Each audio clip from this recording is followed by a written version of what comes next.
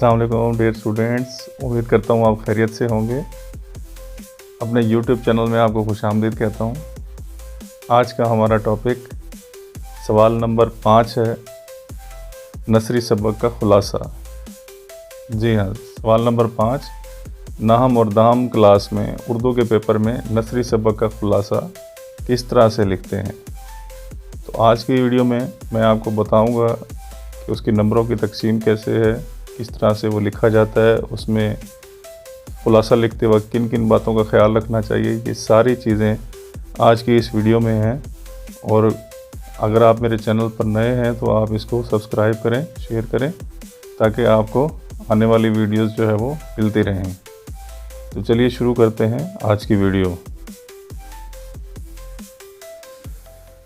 सबसे पहले सवाल नंबर 5, पेपर जो होगा 9th या 10th का, उसमें सवाल नंबर 5 सबक का खुलासा लिखना होता है। नसरी सबक भी कहते हैं, निसाबी सबक भी कहते हैं। तो ये सबक का खुलासा लिखना है 5 नंबर का। इसके कुल नंबर 5 और वक्त जो होता है 15 मिनट होते हैं। ठीक है, कुल नंबर 5 और 15 मिनट आपको लिखने के लिए दिए जाएंगे। दोनों क्लासेस में आता है, दोनों क्लासेस की उर्दू जो है नाहम और दाहम दोनों में ये सवाल आता है। और इसकी नंबरों की तकसीम कैसे है, 1 नंबर जो है इसका मुसन्निफ़ का है और 4 नंबर जो है इसके खुलासे के हैं। 1 नंबर मुसन्निफ़ का और 4 नंबर इसके खुलासे के हैं। तो इस तरतीब में आपने ये लिखना है। और इसको लिखते हुए आपने किन किन बातों का ख्याल रखना है वो मैं आज आपको बताता हूँ। ये 10 अहम पॉइंट हैं कि जब आप खुलासा लिख रहे होंगे तो उस वक्त आपने इन बातों का ख्याल रखना है।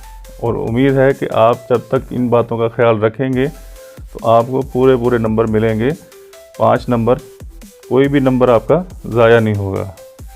तो देखिए, ये कुछ हिदायत हैं। सबसे पहले नंबर पर कि सबक की तरतीब का ख्याल रखें। बहुत से बच्चे सबक की तरतीब जो है वो उलट पुलट कर देते हैं, खलत मलत लिख देते हैं। कि तरतीब जो होती है सबक की, उसमें पहले की बातें जो है वो बाद में होती हैं और बाद वाली बातें जो है वो पहले कर देते हैं, जुमले जो है वो मिक्स कर देते हैं।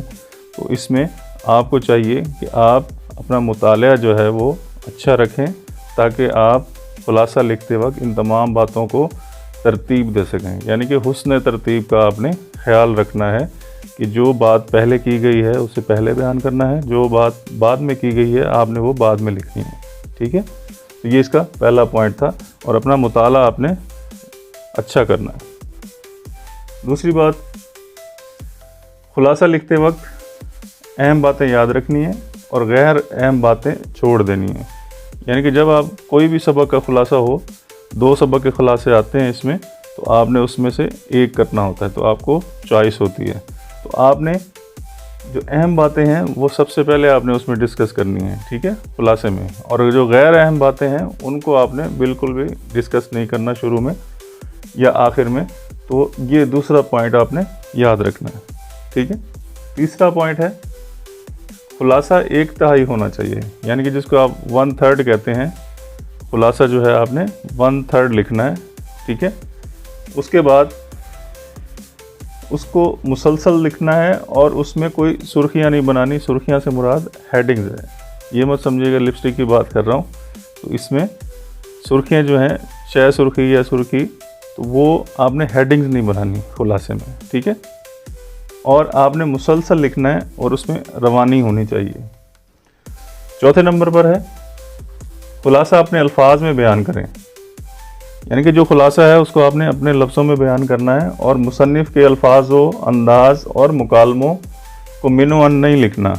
यानी कि जो मुसन्निफ़ ने बताया हुआ है, आप ये कहकर बता सकते हैं कि मुसन्निफ़ ने इसमें ये बात की है, या जो भी बात है उसमें आपने मुसन्निफ़ के हवाले से बयान करना है, ना कि आपने उसमें अपने अल्फाज लिखने हैं। ठीक है, और सबक जो है वो आप बयान कर रहे हैं तो आपका अंदाज़ जो है वो बयानिया होना चाहिए, जैसे कोई आप बात बता रहे हैं। ठीक है, तो इस तरह का आपका बयानिया अंदाज़ होना चाहिए। 5वें नंबर पर है, सबक को जैसा बयान किया गया है वैसे ही खुलासा लिखें, खुद इजाफा ना करें। ठीक है, तो आपने जो सबक आपने पढ़ा है, जो सबक किताब में दिया गया है, जो खुलासा आ चुका है, आपने उसको वैसे ही लिखना है। इसमें इजाफी तौर पर आपने कुछ नहीं करना, ठीक है। इसमें आपने इजाफी तौर पर कुछ एडिशन नहीं करना, जैसा कि वो बताया गया है वैसे ही सबक को आपने मुख्तसर करके लिखना है, उसमें कोई इजाफा नहीं करना, ये बात भी आपने याद रखनी है। उसके बाद छठे नंबर पर है अपनी तरफ से हवाला जात, तासुरात, राय या तनकीद शामिल ना करें। यानी कि आपने अपनी तरफ से इसमें कोई एडिशन नहीं करना, ना हवाला जात देना है, ठीक है, ना ही आपने तासुरात कोई देने हैं कि आप अपनी राय देने लग जाएं कि इसमें ऐसा था या हमने ये होता तो ये हो जाता। तो इस तरह की आपने ना तनकीद करनी है ना राय शामिल करनी है, ठीक है। इसको आपने ऐसे ही रहने देना है, अपनी तरफ से कोई इसमें इजाफा नहीं करना। उसके बाद तमाम अहम बातों को मुख्तसरन बयान करें, यानी कि उसमें जो अहम पॉइंट हैं आपने उनको बयान करना है और मुख्तसरन करना है, ठीक है। मुख्तसरन आप बयान करेंगे तो ज़्यादा बेहतर है। ऐसा ना करें कि उसमें आप तशरीह का अंदाज़ अपना लें, कि उसमें तशरीह का अंदाज़ इख्तियार नहीं करना, ठीक है। तशरीह जैसे आप लोग शेरों की तशरीह में शुरू कर देते हैं तशरीह, और अपने तौर पर भी तशरीह कर देते हैं, तो इस तरह का नहीं करना है। उसके बाद है जी 8वें नंबर पे, सबक के खुलासे में इख्तिसार और जामियत के साथ रवानी और असल लुत्फ़ जो है वो बरकरार रहे। यानी कि जो सबक है वो वैसा ही होना चाहिए, उसमें मुसलसल रवानी होनी चाहिए, उसमें जो है आप जो बात लिख रहे हैं वो मुख्तसर और जामे होनी चाहिए, ठीक है। उसको अच्छे तरीके से मरबूत करना है, यानी कि रब्त उसका कायम रहे उसमें। ऐसा ना हो कि कोई जुमला आप बेतरतीब लिख रहे हो, उसकी हुस्न तरतीब ख़राब हो जाए। तो इस चीज़ का आपने ख्याल रखना है कि जुमले जो है वो एक दूसरे से रब्त में हों, मरबूत हों, और उसका जो कहानी है या जो सबक है उसका लुत्फ़ भी जो है वो बरकरार रहे, ठीक है। उसके बाद 9वें नंबर पर है जी सबक का खुलासा। अब सबक का खुलासा पैराग्राफ की सूरत में लिखें। पैराग्राफ यानी कि इबारत की जमा इबारत भी कहते हैं और पैराग्राफ भी कहते हैं। तो आपने ये जो खुलासा है आपने पैराग्राफ की सूरत में लिखना है, पैराग्राफ बनाएं। अब पैराग्राफ कितने बनाने हैं ये भी मैं आपको बताता हूँ। पैराग्राफ कम से कम 10 लाइन का, 8 से 10 लाइन का एक पैराग्राफ होना चाहिए। उसके बाद जो है आपने उसको अगले सफ़े से शुरू कर देना है, अगले पैराग्राफ से शुरू कर देना है, ठीक है। आपने इसको खूबसूरत करके लिखना है ताकि आपका एक नंबर भी ज़ाया ना हो, ठीक। उसके बाद आपने 10वें नंबर पर जो बात है, एक पैराग्राफ 8 से 10 सतूर पर मुश्तमिल हो, ये इसको आपने याद रखना है, ठीक है। बहुत से बच्चे होते हैं कि वो उसको मुसलसल लिखते चले जाते हैं, तो उसमें समझ नहीं आती कि वो उसने किस तरह से बात की है, कहाँ अहम पॉइंट लिखा है, कहाँ गैर अहम पॉइंट। वो बहुत से बच्चे वो अपनी तरफ से भी उसमें शामिल कर देते हैं, तो ये ऐसा नहीं करना है इसमें, ठीक है। अच्छा जी, अब उसके बाद हम देख लेते हैं आपने किस तरह से उसमें अपने पेपर पर, शीट पर लिखना है। ये मैं जैसे आपको पहले भी बताता रहा हूँ कि आपने इसमें जो आपकी पेपर प्रेजेंटेशन है उसका भी ख्याल रखना है, ठीक है। अब यहाँ पे देखें, ये सवाल नंबर 5 है, पेपर में आप ऐसे लिखेंगे। उसके बाद नीचे लिखेंगे उसका सबक का खुलासा, पूरा सवाल नहीं लिखना, सबक का खुलासा लिखना है, ठीक है। अब उनमें से 2 आपको खुलासाजात दिए जाएंगे, ठीक है। उसमें से आपने एक का इंतखाब करना है और आपने वही करना है जो आपको ज़्यादा अच्छा आता हो लिखने के लिए। फिर आपने उसमें सबक का उन्वान लिखना है, ठीक है।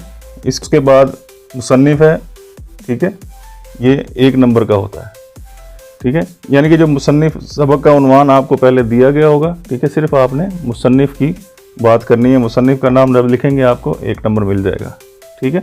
इस तरह से आगे आपने खुलासा की हेडिंग देनी है, ठीक है। खुलासा की हेडिंग देने के बाद आपने शुरू करना है कि मुसन्निफ़ बयान करता है, या इस सबक में मुसन्निफ़ बयान करता है कि, उससे आगे आपने बयान करना है, ठीक है। और इसमें अहम नोट जो है वो ये याद रखें कि सबक का खुलासा जो है वो कम से कम 1.5 सफ़े का और ज़्यादा से ज़्यादा 2 सफ़ात आपने लाजमी लिखने हैं, ताकि आपको बेहतर नंबर दिए जा सकें और आपका कोई नंबर भी ज़ाया ना हो, ठीक है। और उम्मीद करता हूँ कि आपको आज का जो सवाल है वो समझ आ गया होगा। अगर आपको कोई बात समझ नहीं आई तो आप कमेंट बॉक्स में लिख सकते हैं। अगर आप चैनल पर नए हैं, आपको वीडियो अच्छी लगी है तो आप इसको सब्सक्राइब करें और आगे शेयर करें। मिलते हैं अगली वीडियो में। अल्लाह हाफ़िज़।